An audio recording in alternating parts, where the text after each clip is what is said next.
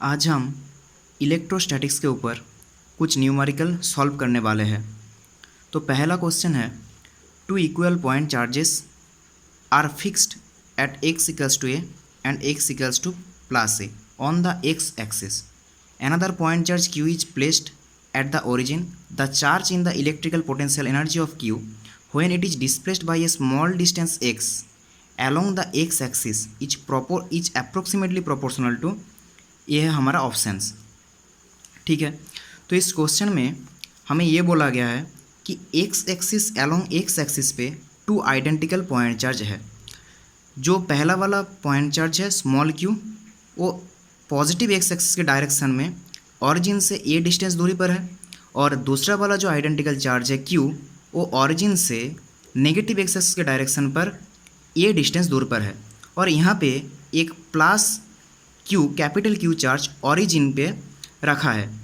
तो दूसरी बार और सेकंड पार्ट में हमें ये बोला गया है कि उस टू आइडेंटिकल चार्ज के बीच में ऑरिजिन में जो चार्ज था, जो चार्ज क्यू वाला चार्ज था, उसको अगर हम स्मॉल डिस्टेंस दूर पर रखें तो सिस्टम का टोटल एनर्जी, जो चेंजिंग टोटल एनर्जी होगा डेल यू, वो एक्स के साथ कैसे प्रोपोर्शनल होगा, कैसे वेरी करेगा।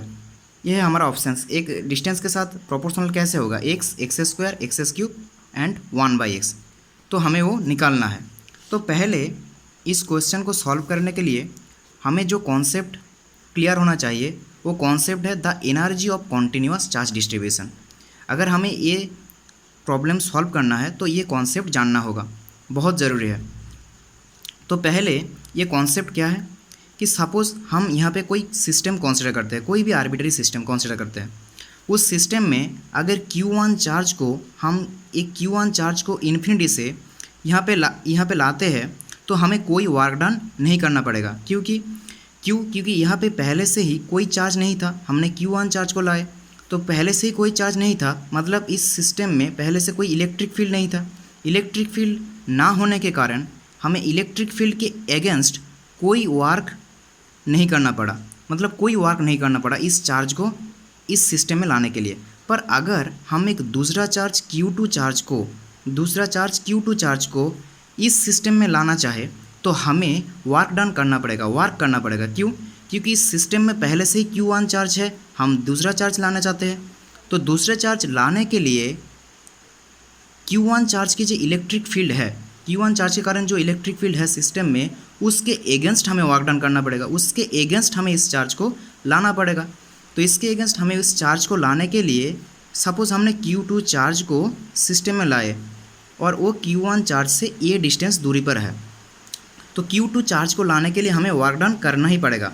क्योंकि सिस्टम में पहले से ही Q1 चार्ज है, सिस्टम में पहले से Q1 चार्ज होने के कारण यहाँ पे इलेक्ट्रिक फील्ड है, इलेक्ट्रिक फील्ड के एगेंस्ट हमें इस चार्ज को लाना पड़ा। पहले वाले चार्ज जब हमने Q1 चार्ज को लाए तो सिस्टम में कोई इलेक्ट्रिक फील्ड नहीं था, तो इस चार्ज को लाने के लिए हमें कोई वर्क डन नहीं करना पड़ा।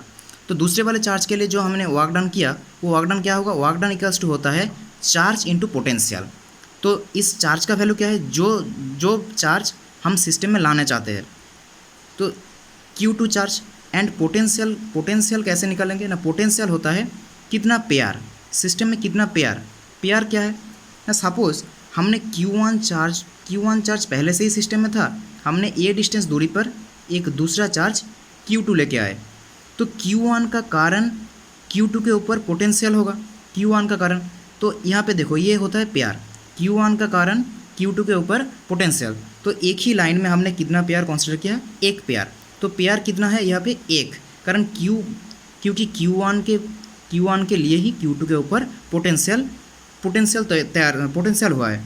तो हमें एक पेयर, इस लाइन पे हमने एक पेयर कंसीडर किया, तो एक पेयर होगा तो पोटेंशियल भी होगा एक। तो पोटेंशियल का वैल्यू क्या होता है, चार्ज अपॉन 4πε0 बाई ए वाला डिस्टेंस ए। तो देखो सेकेंड चार्ज लाने के लिए हमने इतना वर्क डन किया है। अब इस वर्क डन को हम टू पेयर्स में भी कर सकते थे, वहाँ पे भी टू पेयर्स यूज़ करके भी हम कर सकते थे, वहाँ पे भी सेम आंसर आता। कैसे? अगर देखो ये Q1 चार्ज है, Q2 चार्ज है, तो हम सिस्टम का टोटल वर्क डन निकालना चाहते हैं। तो टोटल वर्क डन यहाँ पे हमने क्या निकाला, जो work done plus W1 plus W2। पहले वाले चार्ज Q1 चार्ज लाने के लिए हमने कोई वर्क डन नहीं किया, तो W1 हमारा 0 है, और W2 दूसरे वाले चार्ज लाने के लिए हमने वर्क डन किया, जो कि है Q1 Q2 by 4 pi epsilon not a. तो सिस्टम का टोटल वर्क डन हुआ है Q1 Q2 by 4 pi epsilon not a. और यहाँ पे हमने 1 पेयर का इस्तेमाल किया, और यहाँ पे अगर हम 2 पेयर का इस्तेमाल करते तो कैसे होता। तो देखो Q1 के कारण Q2 के ऊपर हमने पोटेंशियल निकाला, अब Q2 भी तो Q1 के ऊपर एक पोटेंशियल डालेगा। तो यहाँ पे देखो एक ही लाइन पे 2 पेयर है। सपोज अब Q1 के कारण पहले वाले स्टेप में अपने Q1 के कारण Q2 के ऊपर पोटेंशियल निकाला, अब Q2 भी तो Q1 के ऊपर एक पोटेंशियल डालेगा, तो टोटल वर्क डन 2 होगा। तो वर्क डन तब होगा work done due to 1, work done due to 2। तो वहाँ पे वर्क डन होगा Q2 Q1 upon 4 pi epsilon not, और उन दोनों के बीच के डिस्टेंस यहाँ पे भी Q1 Q2 by 4 pi epsilon not into दोनों का डिस्टेंस। देखो ये कैसे मैंने लिखा कि पहले मैंने work done due to Q2, इस चार्ज को लाने के लिए कितना वर्क डन करना पड़ा, इसके लिए क्या है चार्ज इंटू इसके ऊपर किसने पोटेंशियल, किसके पोटेंशियल Q1 का, तो Q1 by 4 pi epsilon not a. और दूसरा वाला भी देखो work done due to Q1, इस चार्ज के लाने के लिए क्या वर्क डन किया हमने ना, उस चार्ज इंटू उसके ऊपर पोटेंशियल जो कि Q2 के कारण हुआ है। तो इस वाले अगर हम 2 पेयर कंसिडर करें तो हम ऐसे कर सकते हैं वर्क डन। पर याद रखना होगा हमें कि पर ये बात हमें याद रखना है कि एक ही लाइन पे सिर्फ एक ही पेयर होता है, एक ही लाइन पे सिर्फ एक ही पेयर होता है। पर हमने यहाँ पे सेकेंड जो स्टेप किया, ये वाला स्टेप ठीक है, सेकेंड वाले स्टेप में हमने एक ही लाइन पे 2 पेयर कंसिडर किया। तो इसके लिए हम क्या करेंगे ना, टोटल सिस्टम का एनर्जी निकालेंगे, उसके साथ हम हाफ मल्टीप्लाई कर देंगे। तो ठीक है, हाफ मल्टीप्लाई कर देंगे, ठीक है। अगर आप सपोज ये भी और एक एग्जांपल, सिस्टम में कोई चार्ज नहीं है, आप पहले से Q1 चार्ज को सिस्टम में लाना चाहते हैं, तो सिस्टम में पहले से Q1 चार्ज लाने के लिए आपको वर्क डन नहीं करना पड़ेगा। और अगर दूसरा वर्क डन, अगर आप सिस्टम में Q2 चार्ज को लाना चाहते हो इन्फिनाइट से इस डिस्टेंस पे, सपोज Q1 से ये डिस्टेंस दूरी पर आप एक चार्ज को लाना चाहते हो Q2 चार्ज, तो उसको लाने के लिए ये डिस्टेंस दूर पे Q2 चार्ज को लाना चाहते हो, तो इसके कारण वर्क डन होगा, वर्क डन करना पड़ेगा। वर्क डन क्या होता है, वो चार्ज और उसके ऊपर Q1 चार्ज का पोटेंशियल, तो क्या होगा Q1 upon 4 pi epsilon not a, ये होगा। अगर सपोज आप एक Q3 चार्ज को सिस्टम में लाना चाहो, Q3 चार्ज को सिस्टम में लाना चाहो जो कि Q2 से B डिस्टेंस दूर पर है और Q1 से C डिस्टेंस दूर पर है, तो वहाँ पे वर्क डन क्या होगा Q3 के ऊपर। तो Q3 के ऊपर तो वर्क डन करना ही करना पड़ेगा, क्योंकि सिस्टम में अब 2 चार्ज है, इन दोनों चार्जेस के कारण वो इलेक्ट्रिक फील्ड होगा, और इस इलेक्ट्रिक फील्ड के कारण Q3 के ऊपर क्या होगा, Q3 के ऊपर वर्क डन होगा। और वो वर्क डन हम निकलते क्या है, चार्ज इंटू पोटेंशियल। और ये पोटेंशियल किसके ऊपर वैरी करता है कि कितना पेयर्स, सिस्टम में कितना पेयर्स है। देखो Q3 के ऊपर कितना पेयर्स है, देखो Q2 चार्ज, इसके ऊपर एक पोटेंशियल, Q2 चार्ज के कारण यहाँ पे हम एक पोटेंशियल पाएंगे, और Q1 चार्ज के कारण भी एक पोटेंशियल पाएंगे। तो देखो ये वाला एक पेयर और ये वाला एक पेयर, तो 2 पेयर, तो पोटेंशियल कितना होगा 2। तो मतलब हम यहाँ से लिख सकते हैं Q3 और V को डिवाइड करके लिख सकते हैं ना, Q1 के कारण भी एक पोटेंशियल होगा 4 पाई एप्सिलॉन नॉट, डिस्टेंस कितना है Q1 से Q3 का C, तो 4 pi epsilon not C, plus Q2 के कारण भी एक पोटेंशियल होगा जो है 4 पाई एप्सिलॉन नॉट, और Q2 और Q3 के डिस्टेंस कितना है B। तो ये होगा सिस्टम का टोटल।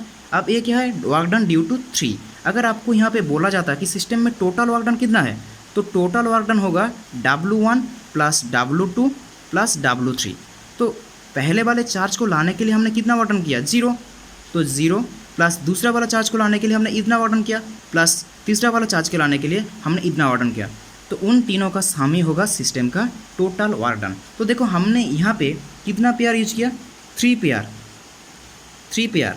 सिस्टम में 3 चार्ज है तो 3 पेयर, ठीक है। यहाँ पे हमने देखो पहले वाले जो एग्जांपल है वहाँ पे हमने कितना पेयर यूज़ किया था, 1 पेयर। पर अगर हम किसी एक लाइन पे अगर 2 पेयर हो तो क्या करेंगे, सिस्टम की टोटल एनर्जी के साथ हाफ मल्टीप्लाई कर देंगे। अगर यहाँ पे भी हम उसी कॉन्सेप्ट की यूज़ करते हैं कि सिस्टम में हमने 3 पेयर लिया, मतलब एक ही लाइन में सिर्फ एक ही पेयर होगा। पर अगर यहाँ पे भी हम 2 पेयर लेते, मतलब यहाँ पे भी 2 पेयर, यहाँ पे भी 2 पेयर, एक ही लाइन पे 2 पेयर, मतलब टोटल 6 पेयर लेते, तो हम क्या करते, टोटल एनर्जी निकालते सिस्टम का, उसके साथ हम हाफ मल्टीप्लाई करते, तो हमारे रिजल्ट सेम ही आता। सो एक बात हमें ध्यान में रखना है कि एक लाइन पे सिर्फ एक ही पेयर कंसिडर करना है, एक लाइन पे एक पेयर। अगर एक लाइन पे 2 पेयर हम कंसिडर करते हैं तो हमें क्या करना होगा ना, हमें टोटल सिस्टम का टोटल एनर्जी निकालना है, उसके साथ हमें हाफ मल्टीप्लाई करना है। ये बात हमें ध्यान में रखना है। इस कॉन्सेप्ट से हम ये मैथ आसानी से सॉल्व कर सकते हैं। तो देखो इस प्रॉब्लम में हमें क्या बोला गया है कि जब 2 आइडेंटिकल चार्ज Q यहाँ पे रखा है और उसके सेंटर में A चार्ज है, तो हम इस वाले सिस्टम में, जब पहला वाला सिस्टम था उसमें हम U इनिशियल निकाल सकते हैं कि पहले वाले स्टेट में कितना एनर्जी होगा, अब दूसरे वाले सिस्टम में कितना एनर्जी होगा, और इस एनर्जी तो तब हम टोटल चेंजिंग एनर्जी निकाल सकते हैं। तो पहले वाले सिस्टम में कितना एनर्जी है ये हमें देखना पड़ेगा। तो उसके लिए मैंने क्या बोला था कि देखो पहले आप ये मान लो कि ये Q चार्ज जो है ना वो नहीं है सिस्टम में, तो आप देखो क्या होगा ना, ये तो चार्ज पहले आप सिस्टम में लेके आए हो, तो इसके लिए कोई वर्क डन नहीं करना पड़ेगा, पर इसके लिए तो वर्क डन करना पड़ेगा ना। वो वर्क डन कितना होगा ना, वो वर्क डन होगा W1 समान ये वाला चार्ज मतलब Q इंटू पोटेंशियल। पोटेंशियल कैसे निकलते हैं, पेयर, कितना पेयर है, देखो ये चार्ज इसके ऊपर क्या करके एक पोटेंशियल, इसके कारण यहाँ पे एक पोटेंशियल होगा। और देखो एक लाइन पे हमने एक ही पेयर कंसिडर किया, तो पोटेंशियल भी कितना होगा, एक, तो Q इंटू पोटेंशियल क्या होगा, इस ये चार्ज मतलब Q बाई 4πε0 इंटू डिस्टेंस। देखो यहाँ से यहाँ का डिस्टेंस A, यहाँ से यहाँ का डिस्टेंस A, मतलब टोटल डिस्टेंस कितना है 2A, तो मतलब Q² बाई 4πε0, सॉरी यहाँ पे 8 होगा, 8πε0 A, तो वर्क डन A हुआ। अब देखो सिस्टम में आप तीसरा चार्ज लेके आए हो, तो इस तीसरा चार्ज के ऊपर A चार्ज के कारण भी एक पोटेंशियल होगा और इस चार्ज के कारण भी एक पोटेंशियल होगा, तो उसके ऊपर वर्क डन कितना होगा, वर्क डन 2। इस चार्ज के लिए ना वर्क डन क्या होता है, चार्ज इंटू पोटेंशियल। पोटेंशियल मतलब कितना पेयर है, देखो कितना पेयर है इसके ऊपर, ए वाला चार्ज ने एक पेयर, इस वाले चार्ज के कारण भी एक पेयर, तो टोटल 2 पेयर हुआ है ना।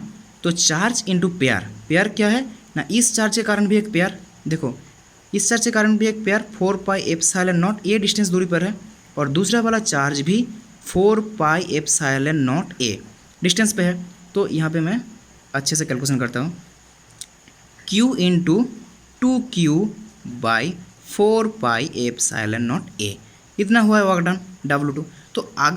तो अब इस सिस्टम का टोटल वर्क डन, माने ये इनिशियल पहले वाला सिस्टम है, तो इसका वर्क डन कितना होगा ना, work done 1 plus work done 2, तो वर्क डन 1 कितना है Q² बाई 8πε0 A, तो लिख दो Q² अपॉन 8πε0 A प्लस अब ये वाला वर्क डन मतलब 2Q capital Q by 4πε0 A। अब दूसरे वाले स्टेप में देखो यहाँ पे क्या बोला गया था कि इस चार्ज को अपने इनिशियल डिस्टेंस से हम छोटा डिस्टेंस दूर पे अगर रखा है तो क्या होगा, तो यहाँ पे इनिशियल तो पोटेंशियल एनर्जी का चेंज कितना होगा सिस्टम का। तो ये वाला सिस्टम का अगर आप एनर्जी निकालो, ये फाइनल सिस्टम है, इसका एनर्जी कैसे निकालोगे, ऐसे ही work done 1 plus work done 2। देखो पहले आप भूल जाओ कि यहाँ पे कोई चार्ज है, तो देखो इस चार्ज को लाने के लिए तो हमें तो कोई वर्क डन नहीं करना पड़ा, पर इस चार्ज को लाने के लिए वर्क डन करना पड़ा, जैसे पहले वाले स्टेप में भी हमने किया था, इस स्टेप में भी हमने किया था। तो वर्क डन कैसे निकलेगा, ये चार्ज इंटू पोटेंशियल क्या होगा, कितना पेयर है इस लाइन पे, देखो इसके कारण यहाँ पे पोटेंशियल होगा, मतलब लाइन में एक ही पेयर है, तो एक ही पेयर है मतलब हम लिख देंगे Q बाई इसके कारण पोटेंशियल 4πε0 इंटू ए वाला डिस्टेंस जो कि है 2A प्लस वर्क डन। अब इस दूसरी चार्ज के ऊपर वर्क डन, तो वर्क डन क्या होता है, वो चार्ज इंटू उसके ऊपर पोटेंशियल का मतलब कितना पेयर है, देखो ये वाला चार्ज इसके ऊपर एक पेयर, ए वाला चार्ज के कारण यहाँ पे एक पेयर होगा, और इस चार्ज के कारण यहाँ पे आप चार्ज यहाँ पे है, नॉट दिस यहाँ पे है चार्ज, तो दोनों के लिए 2 पेयर है, तो 2 पेयर के कारण पोटेंशियल भी क्या होगा 2, तो प्लस Q इंटू पोटेंशियल 2 होगा। देखो इसके लिए पोटेंशियल क्या होगा ना, Q upon 4 pi epsilon not into distance. देखो पहले यहाँ से यहाँ का डिस्टेंस कितना था a, अब a प्लस एक्स हो गया तो होगा a प्लस एक्स प्लस इसके कारण क्या होगा q upon 4 pi epsilon not a minus x.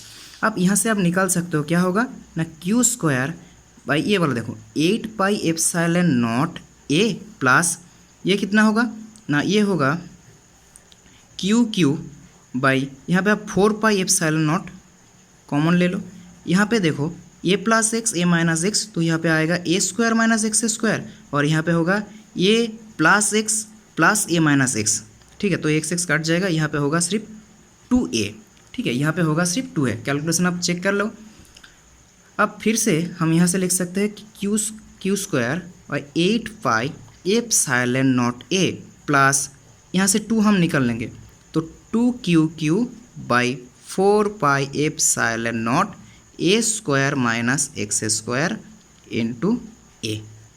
अब देखो हमें क्या चाहिए, सिस्टम का चेंजिंग पोटेंशियल एनर्जी जो कि है डेल यू मतलब टोटल एनर्जी। तो क्या है you final minus you initial, यही है चेंजिंग पोटेंशियल एनर्जी। तो यू फाइनल हमारा ये आया है तो क्या हम लिख देते हैं Q square upon 8 pi epsilon not a plus 2 capital Q small Q a upon 4 pi epsilon not a square minus x square minus you initial कितना है, यू इनिशियल है a तो ये भी लिख दो, ये भी हमें लिखना पड़ेगा minus Q square by 8 pi epsilon not a minus कितना था 2q minus 2q upon 4 pi epsilon not a। तो ये आया है। तो देखो ए वाला टर्म और ए वाला टर्म कैंसिल। अब यहाँ से हम कॉमन ले सकते हो 2 capital Q small Q upon 4 pi epsilon not तो क्या होगा देखो a by A square minus x square minus 1 upon a। तो देखो यहाँ से हम 2q upon 4 pi epsilon not यहाँ से क्या होगा ए स्क्वायर माइनस एक्स स्क्वायर होगा ए स्क्वायर माइनस ए स्क्वायर प्लस एक्स स्क्वायर, ये वाला टर्म भी कट जाएगा।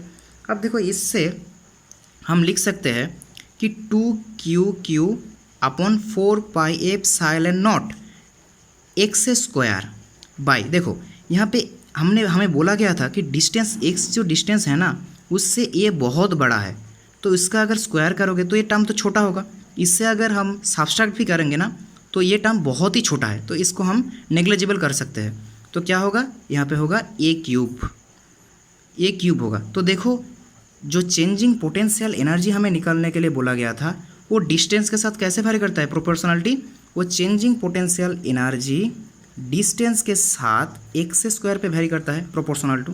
वही तो हमें पूछा गया था ना कि अप्रोक्सीमेटली प्रोपोर्शनल टू, और ये हमारा ऑप्शन। तो क्या होगा बी वाला ही करेक्ट होगा।